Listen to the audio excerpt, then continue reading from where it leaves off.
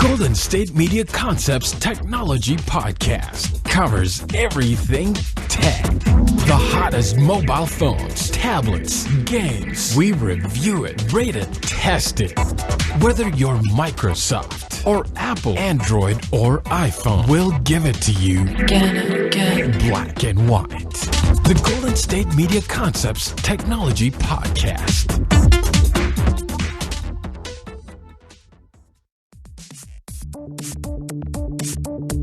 Welcome to Golden State Media Concepts Technology Podcast. I'm your host, Jonathan Charney. And I'm your co-host, Shay Northrup. Today we're going to be talking about the NES coming back, iris scanning for fingerprints, FCC releasing a new 5G standard, that's for cell phone folks. We're going to be talking about Volkswagen and their smog issue, and we're going to be talking about the Digital Bolex if we get any time at the end of the show.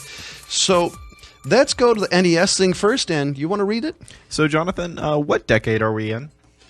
2016. It feels a little bit earlier than that, because not only do we have Pokemon back, and we're getting remakes of all of our favorite 80s movies, but now the NES is back with vengeance. I'll be honest, the 80s was a lot more funner for me. So out of the two of us, this is going to date me just a tad bit. I remember getting the NES brand spanking new out of the box. Matter of fact, I've got a power pad somewhere at my parents' house. Oh boy. The one peripheral no kid was ever allowed to use in the 80s. This is kind of exciting. This is what is this? This is everything in the can, right? This doesn't play any cartridges. No, everything comes with it. So the NES is coming back to store shelves. It's a little tiny console, and it looks like it works with your old NES controllers, from what I'm seeing. So what it does is it's designed to hook up to HDMI, because hooking up your old Nintendo to an HDMI is next to impossible now. And it comes with a bunch of games preloaded into it. So let me read off a couple of them. Balloon Fight, Bubble Bobble, Castlevania 2, Simon's Quest, Donkey Kong Jr., Double Dragon, Dr. Mario. Basically all of the best Nintendo had to offer with none of the worst. So you don't get okay. Dr. Jekyll and Mr. Hyde. As a guy who was actually in the 80s, some of the best and some of the worst. I have to disagree on some of these being good games, at least in my opinion. Castlevania is definitely considered one of the best in the series. I'm excited by it. It's an awesome game. Well, Simon's Quest is arguably a good game. Oh, yeah. A lot of people didn't think that the second one was that good, especially considering how difficult it was. I would say Castlevania, period, is exciting. Now, The Legend of Zelda, that, I'll be honest, if this didn't have The Legend of Zelda on it, nobody would buy it, because that is literally considered one of the best games out there. Ninja Gaiden, Metroid, Galaga. I'd almost just buy it for The Legend of Zelda, to be completely honest. So here's my issue. I have literally almost a ton of actual original NES cartridges, and when I first read this story, I'm like, yes, I'm going to be able to play them, and then it tore the heart right out of me. I really love this idea. I think it's cool. There needs to be a way to play cartridges. Now, granted, there's third-party ways to do it. Yes, that's not that big of a deal, Jonathan. You can go on to Amazon and get an NES, an original NES. It is to me. I want one from Nintendo that will play it instead of me having to constantly fix a 30-some-odd-year-old piece of technology. Well, here's the thing. The old NES and the Super Nintendo is made out of Nintonium, which is an unbreakable substance. The old Nintendo games still work. The consoles still work after years, and you don't have that. You shouldn't have that problem. I still run my SNES all the time. I've fixed my old Nintendo so much it no longer works. Well, they're very inexpensive. Now, this console itself is not your average $300 console. It's only $60. So if you want a nice blast from the past for very little pocket change, I highly recommend this. You need to work for their marketing department on that one. What? You know, because you said, if you want a blast from the past from very little pocket change, the NES Retro, or whatever this is called, is for you. I actually think this is cool. This is nothing new. I know Atari came out with something like this. Oh, Atari's had a couple of these. I think, was it ColecoVision? This is nothing new. I do think, though, that this is definitely something that was needed. Partially because the younger generation actually doesn't get to play some of the older games unless you're like a gamer, or maybe, you know, Shay here, who apparently loves older games. Oh, I love them. I got some games for you to play then. Yeah. You know, so I'm actually really excited about this. This is kind of a definitely blast from the past. Now, there's a couple of things, like I said, I want to be able to play cartridges, and I want to be able to use the light gun, which is, honestly, if I remember correctly, impossible to use on modern televisions. Yes. Now, what's actually kind of cool, too, is a couple of these games are featured in, do you know of the Angry Video Game Nerd? Doesn't sound familiar to me, no. He's a huge YouTuber that only reviews old NES games, and like the worst of the worst, because back in the day there wasn't as much quality control, and it wasn't as bad as Atari's quality control because there was none. Look up the E.T. game. The E.T. game was so bad they actually put it in landfill, buried it, and then only recently dug it back up. There's a documentary about it, and a lot of people actually argue that the E.T. game isn't as bad as everyone claims. By the way, that documentary is hilarious, just based on the fact that they were excited to find a bunch of cartridges in the middle of nowhere. Yeah, it's actually kind of a good documentary. I really feel bad for the guy who created E.T. because he made some of the best Atari games, and then he made E.T. In 5 weeks, though, like, he did it in a very small amount of time. And that's insane for the amount of programming you had to do back then. But there's a lot of NES games that are just terrible, and the Angry Video Game Nerd reviews them, and a lot of them are hard. Like, back in the day, like today, if you play video games, you'll probably be there for like 8 hours, 12 hours is like the max for a video game these days. Sometimes you'll beat a game in 4 hours, and it's ridiculous, and it's too easy. And back then, there was like a lot of a challenge. So wait, hold on. Let's set the Wayback Machine to my childhood here. Back in my day, see, the best thing all you whippersnappers have is you guys get a save button. Back in my day, a save button was leaving the thing on and hoping your mom wasn't going, oh, why'd you leave this on? You'd turn it off, and right in the middle of like 26 hours into the game. Well, what was really cool about the Super Nintendo was you could save to the cartridge. Like, the memory card was built into the cartridge, which was kind of cool. So when I actually got a PlayStation, I didn't realize I needed a memory card. I thought it would save on the console or on the disc or whatever, and then I didn't have a memory card for like the first 3 years I owned a PlayStation. So you at least kind of know the pain of, like, I don't know, into level 1000 into insert game title here. Oh, yeah. Just leave the PlayStation on. I had one of my friends, I let him borrow The Punisher for PlayStation 2, and their memory card would corrupt every time they tried to save. It didn't happen on my console, but it happened on theirs. So they just left The Punisher on like for a week straight until they beat the game. I see, leaving the power on is a lifestyle, ladies and gentlemen, an expensive one. I'm excited about this. Whether I get it or not, I don't know. I'm probably not going to. So if you guys are listening who are making this, could you send Golden State Media Concepts Technology Podcast a demo unit? And can you add Metal Gear Solid and Metal Gear Solid 2 Snake's Revenge? This is for scientific research. Trust me. Sorry, not Metal Gear Solid, just Metal Gear. Metal Gear and Metal Gear Snake's Revenge. I want those games on this console. One of my favorite games was Robot War or something, is not on this, but I think that's a little more of an obscure title. Now we're going to switch to a different story. We're going to be talking about the new 5G standard that has been released by the FCC, and I don't know if my co-host wants to kick in on this. Yeah, let's talk about the 5G for a little bit. So after, 6 years since 4G came out, they're finally announcing that 5G is on its way, but won't be here till 2020. And in my neighborhood, probably 2040. I guess it happens when you live in the middle of nowhere. So basically what 5G is because of all the bandwidth and everything that 4G is using, they're moving up and they're bringing technology to the 5th generation. So I wonder if this has to, that this was forced because of, like the iPhone type of thing. Like, I remember, especially in San Francisco and the other areas, when the iPhone 3 and all that started coming out, you started having bandwidth issues. I wonder if the 4G, 5G, and all this was starting to get pushed really heavily because everybody using smartphones. Probably. And it looks like, according to this, Verizon, Sprint, and AT&T are already beginning to test the 5G. So they're testing it, they're working on it, and they're going to give it to us pretty soon.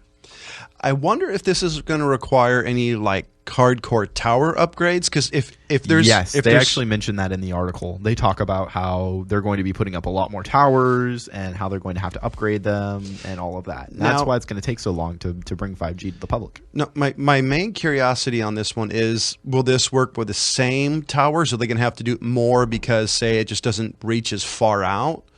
And because if this is true, you're going to see it in Los Angeles, New York, Chicago, Boston. It'll be in the major metropolitan areas before anything else. We'll probably get it here in Sacramento. See, because I'm thinking if it's a shorter like distance, they're going to have to triple the amount of towers. Is kind of what I'm thinking. Well, it doesn't say whether or not it's going to have a smaller range. I honestly think the range will probably be better.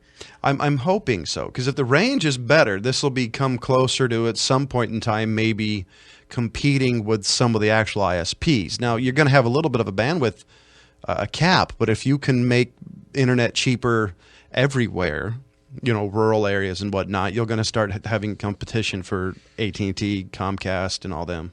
Right.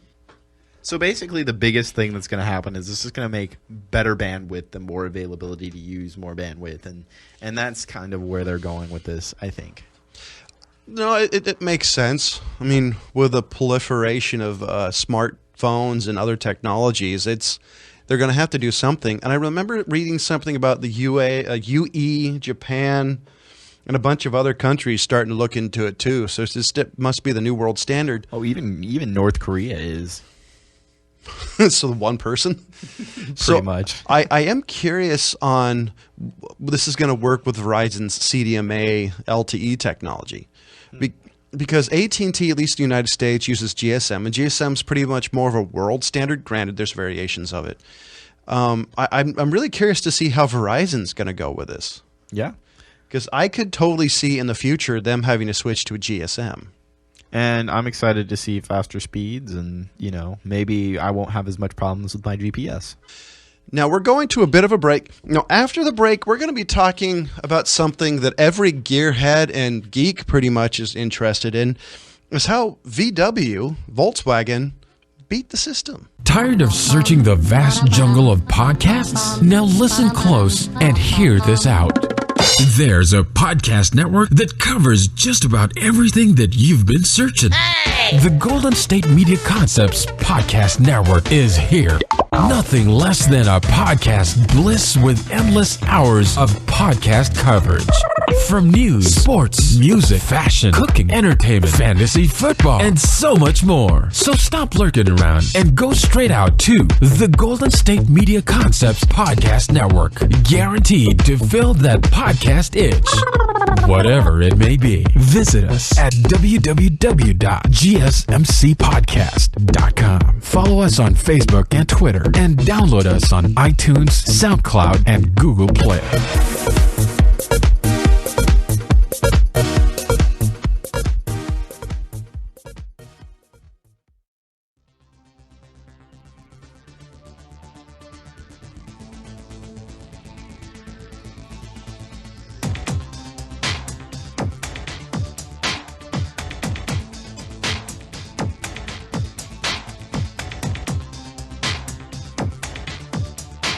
Now, if you've been watching any news, local news, you just news period, you're going to be hearing about how Volkswagen had an issue that the only way to solve it was to hack it, pretty much, to just bluntly say it. Now, what happened is they couldn't get some of their vehicles to pass United States smog, and definitely not California state smog. So what they found out is when you plug the system into your car and you get ready to go, it actually switches to a different mode. So it looks like it passes smog in the emissions test, but once you unplug all the equipment, it actually goes to a second mode, which pollutes more, probably more horsepower. This is a major no-no in California. I'm almost positive it would be considered a gross polluter by California standards, at least. The scheme itself was discovered in September by U.S. and California environmental regulators, bing, bing, bing, California here, folks, affects about 500,000 vehicles in the U.S. and 11 million cars worldwide. Now, when this first happened, when I remember hearing about it, a lot of the news reports were wondering, is this the scandal that's going to bankrupt Volkswagen?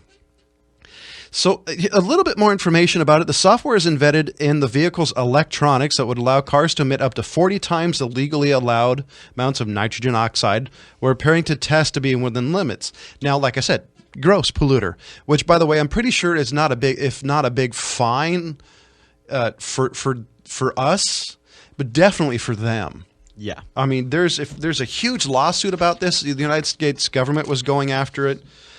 The car met environmental regulations when testing a dynamometer. Basically, what that is a treadmill for cars. Exactly. So what a dynamometer is pretty much you got some wheels and they put your drive wheels on it and pretty much floor it. And so when you do that, you can test horsepower and a bunch of other things. But it's also allowing sensors and the computers to test your car's smog, the amount of pollution. They're actually really cool. Have you ever seen one of those? Not in person. Of one of my favorite TV shows, they use them. Yeah, my uncle owns an auto shop in Reedley. It's right next to Fresno, and so I've got to see those in action. And they're actually kind of cool. That's awesome. I wish I was like, I'm a big car guy, but I don't know how to work on cars, which is kind of ironic. Now, here's something now I've read a bunch of news stories about it, and the most interesting news story I found was the West Virginia University study. Regulators devised a special test that detected how the software and the electronic control system was fooling the test. Pretty much, they had to have a major university study the vehicle systems to figure out how exactly it was bypassing the smog tests. That's crazy. I mean, that's hardcore, ladies and gentlemen. That definitely proves the fact that they couldn't, Volkswagen couldn't figure out how to make their vehicle test smog, and 40% more is an insane amount of pollution. It's interesting too because I know California has some really tough smog regulations, and it's really hard for a lot of automobile companies to hold up to those smog regulations. But how is it for the rest of the United States? If I remember correctly, and it's been a while since I've looked, California, I think, has the hardest standards. I'm almost positive. I had a friend of mine who got tagged for smog, and he actually had to remove all his aftermarket stuff on it. It was part of the smog. Had to go back to stock. It's really interesting because like I've known some people that because of smog they had to get rid of their car because it was more expensive to actually get it to smog standards than to they could just buy a new car. Now, I remember hearing about how, for example, one of the things they do for smog in cars is called a catalytic converter. Yes. California's catalytic converters have platinum in it. And I was reading actually for this story, I don't think any other states have rare metals inside their catalytic converters. Well, and the thing too is that sometimes the catalytic converter isn't enough. Oh, no. I had a truck, for example, that had 2 or 3 of them. Oh, God. No muffler, but it had 3 catalytic converters, which can affect your performance. Some vehicles like having a little bit of back pressure, some don't. There was actually, you talk about catalytic converters, there was actually a theft a number of years ago of people going to their cars and finding their cars were running weird, looked underneath their car, somebody had literally cut out their catalytic converters because you can be scrapped because of the precious metals that's inside of it. That's really interesting. So this is a giant problem for Volkswagen now. They suspended some managers, and I'm pretty sure they're being fired for it. And the question is, what's going to be the fine for Volkswagen? Now, I've heard some numbers. I haven't found anything for certain on what they're going to do. Now, I know the government has basically told Volkswagen, you're going to fix this and you're going to do it now. Now, I haven't heard of any fix coming down because if it couldn't pass smog beforehand, the only way I could think it's going to pass smog is they're going to put more emissions device on it, and it's going to affect the performance. Now, if it affects the performance, can you use the lemon laws? Because it's not the vehicle you originally purchased. It doesn't have the pep, doesn't have the horsepower. Right. And so does this mean Volkswagen's also going to have to pay for $500,000 new cars and 11 million worldwide? Well, and I'm wondering if it's just affecting the United States or if it's affecting European countries as well, because I'm sure they could probably sell it in a lot of other countries, and Oh. they wouldn't even care. I bet this is worldwide. Okay. It has to be. I mean, because there's got to be other countries. Granted, probably China, maybe India, some of the other countries that don't have. I mean, not the pollution problem, but I mean they do, but just don't have as hardcore regulations like the U.S. and probably Europe, some European countries. Most countries don't have it as tough as California's laws. Now, I just pulled up a number because I was trying to figure out what is the number for the fine they're going to face. Now, they might be fined up to $18 billion or $37,500 per car. Wow. That is one of the biggest fines I have ever heard of for an auto manufacturer. Now, what do you think? I mean, if you owned one of these Volkswagen, what would your thought? What would you do? I'd be pretty upset, especially here in California. VW is one of those brands that a lot of people trust. I've trusted them. I like Volkswagen, and it's kind of a shame. Like, I would be very upset if I bought a brand new car and it couldn't pass smog. Now, would you feel like, betrayed? Would you feel upset? Because oh yeah, is a car guy who loves performance vehicles. I would be upset. I mean, up to the fact that as soon as I heard this and depending on what the fix would be, I might end up getting rid of the car. Yeah. Well, VW is, like I said, it's one of those brands that a lot of people trust, including myself. My family's a big VW family. We love Volkswagen, and I think we'd just feel betrayed if we bought one of those cars and ran into these problems, Yeah, I'm actually flabbergasted. I mean, I've had cars with issues before, but nothing to this level. Well, and VW's kind of been letting us down a lot lately. Like, their new bugs are hard to work on. The radiator's in a weird spot. It's hard to get to certain things, and a lot of repair shops don't like to work on a lot of the newer VWs, especially the Jetta. I mean, that particular issue is not new. I know when the 60-something Mach 1 Mustang came out, the drain plug is right on a cross member, so they would also charge you for having to jack up the engine to change oil. Yeah. So there's been problems with, like, far as hard to work on. But yeah, from what I've heard of the new bugs, it's on Apple level of frustrating to work on. Yes. Some shops won't take them. They just won't take them. Oh, I'm not surprised. I know, what was it? I think I was talking to an acquaintance of mine about how some codes and trouble codes they don't give you, or there's some limitation on stuff, or you have to buy expensive, like, factory testers because they're the only ones that have certain things. So, like, we trust VW and everything, but, like, I feel like they've kind of been going down this road for a little bit, I'm honestly, I kind of think this is going to be the way all car manufacturers are going, because of the technology in cars. I think it's, as much as this pains me to say it, I think the day of the shade tree mechanic, folks, is slowly going to the way of the dodo, because you have ECUs, MCUs, and you have all these modules. It comes to the point that I don't think you're going to be able to work on your own car. I think this is just a symptom of a future problem. And I think the problem is, I think they're right in the beginning of it. I think that we're going to run into that problem, but then we're going to get some car manufacturers that realize people want it back the old way. Like a boutique car manufacturer? Or do you think this is Ford's going to be introducing, like the new e-car, where you can work on it yourself type of thing? I feel like American companies are going to be less likely to do that sort of thing. I definitely agree with you. I know, for example, German cars like BMWs, specifically, and some Mercedes, are known for being a pain in the ass to work on. Oh God, don't get a don't get a BMW, don't get a Mercedes.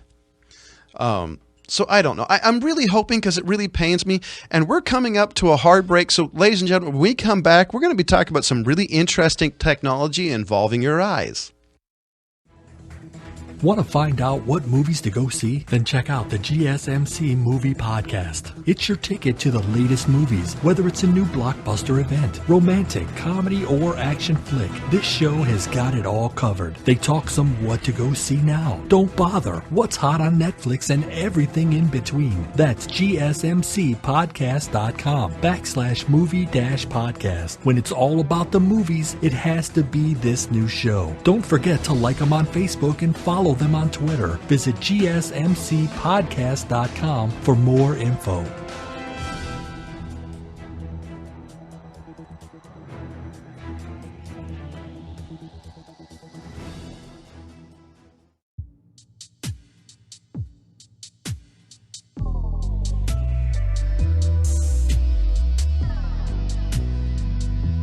And welcome back. Now, right now, we're going to talk about something that's a little bit interesting. Apparently, the FBI has been talking about switching over from fingerprint scans to retinal scanning and iris scans. So the FBI has officially scanned the irises of nearly 460,000 people in their pilot program. And this may or may not soon replace fingerprints. So they've been doing retinal scannings of a bunch of inmates and felons. And now, was it voluntarily? Did it say in the story? Or was it just... I'm pretty sure it's not voluntary. So they just said, okay, you're insert criminal here. Let me see your eyeballs. Yep. So it's pretty interesting because one of the things is nobody's eyes are the same. Like, all of our irises are different. So, and there's been some really interesting theories about it. There was a movie about it. I forget what it's called, but in the movie, the guy is looking for his like dead wife's reincarnation because he thinks that when people are reincarnated, they have the same irises as what they had in a previous life. Interesting, because I was actually going to bring up the movie Minority Report, and there's one particular scene in Minority Report where Tom Cruise's character is walking through a mall and everything's reflecting off his eyes and reading his retinas. Interesting. And it's picking up advertisements, like Mr. Cruise, you bought 3 quarts of X brand oil type of thing. Right.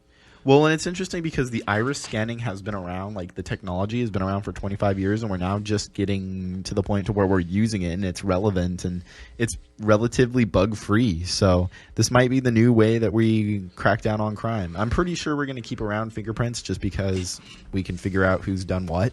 But iris scanning might be the way that we might start recognizing people and, for ID.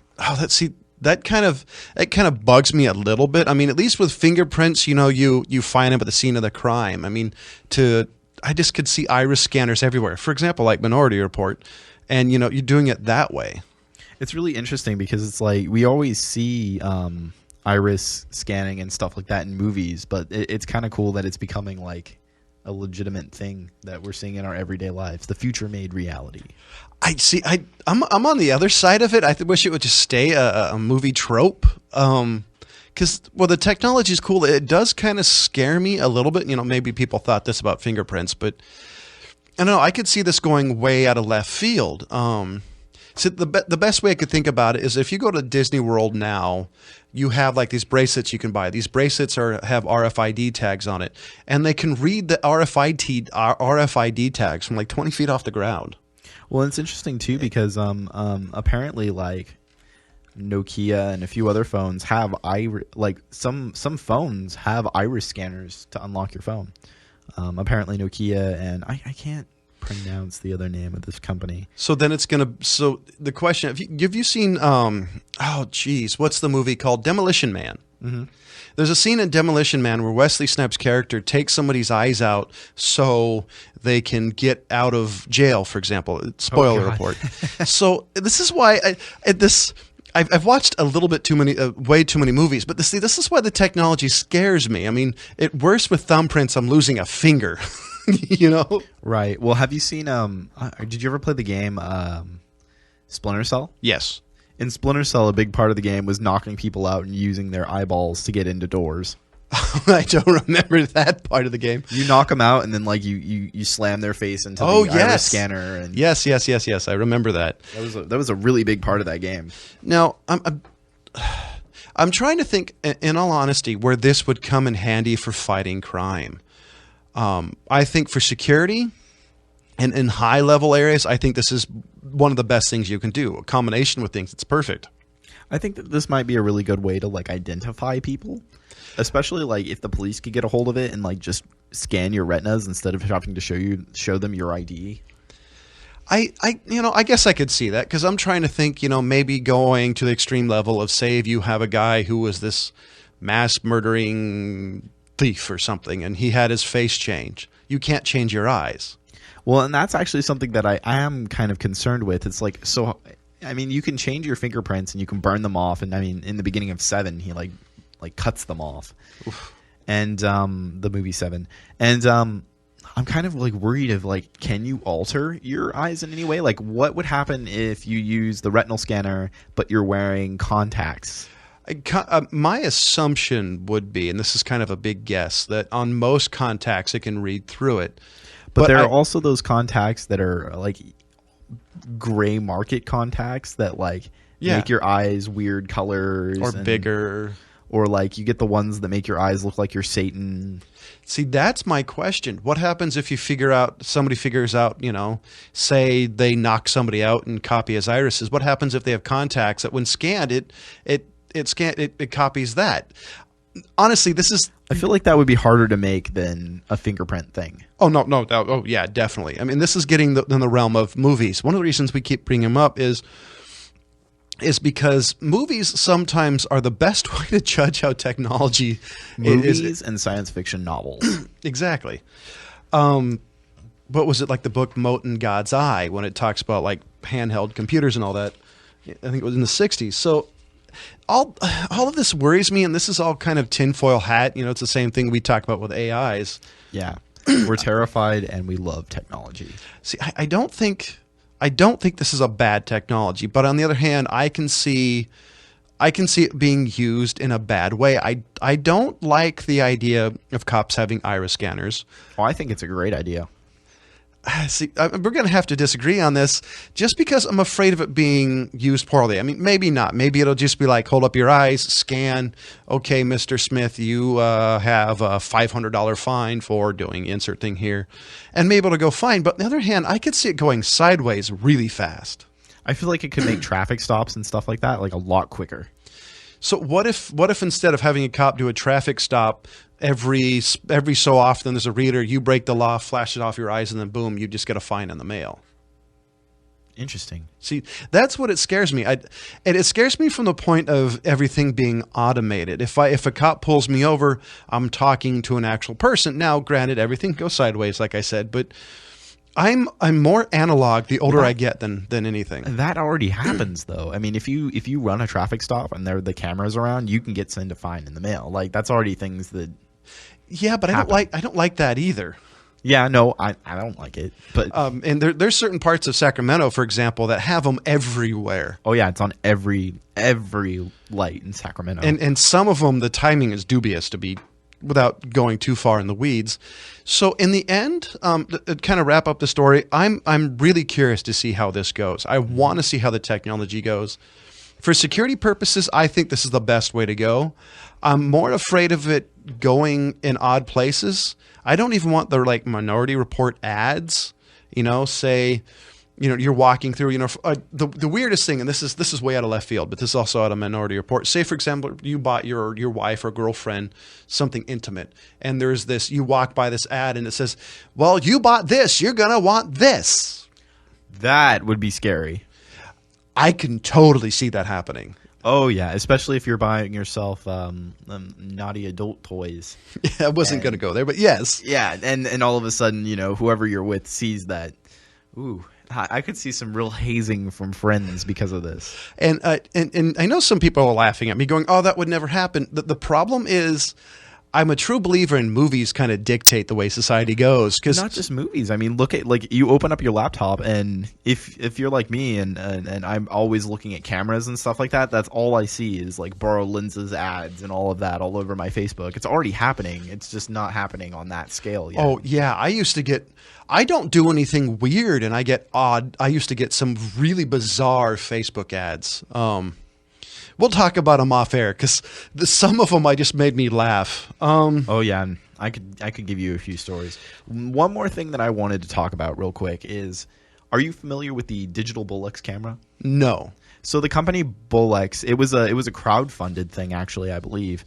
There was a camera that came out, and it was a digital HD camera that mocked the old Bolex film camera, like the old 16 millimeter Bolex film camera. And so what they did was you could use lenses from the original Bolex. It had a couple XLR ports, internal memory of up to a terabyte. Some of them were 250, some were 500, some had a terabyte. And it was mocked after the old Bolex, and it was supposed to give you as close to film look as you could get with HD. So you're doing digital interpolation of film quality. Yes.